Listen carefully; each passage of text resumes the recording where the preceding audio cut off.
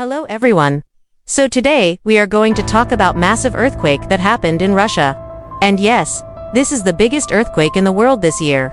It is also the second biggest earthquake in Russia in the last 30 years. So it is really powerful one. The earthquake had a magnitude of 8.7, and it was pretty deep as well. The depth of this earthquake was around 10 kilometers. It was not like shallow, which would make it even more powerful. This earthquake happened around 4 a.m. local time.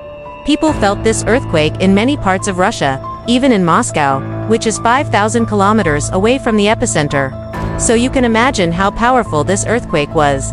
People also felt this earthquake in Kazakhstan and China, and there were also some minor earthquakes before this big earthquake. There was like a swarm of earthquakes that happened in this region in the past few weeks. And the reason why this earthquake was so powerful is because it was a result of a very long 30 years of strain that was released in this area. So basically, these faults, they store up energy for many years and then they just release it all at once, causing these big earthquakes. And unfortunately, these areas are usually not well prepared for these big earthquakes because they don't happen frequently. So they don't build their structures to, withstand these earthquakes. And the worst part is that aftershocks are expected to continue for at least 2 weeks. And the most active fault line in Russia is the one that runs along the Pacific coast from northwest to southeast.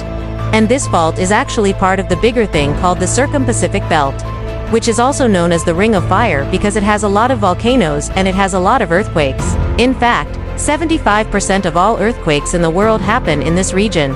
The good thing is that the areas that were affected by this earthquake, they are not densely populated, so there were no major casualties or something like that.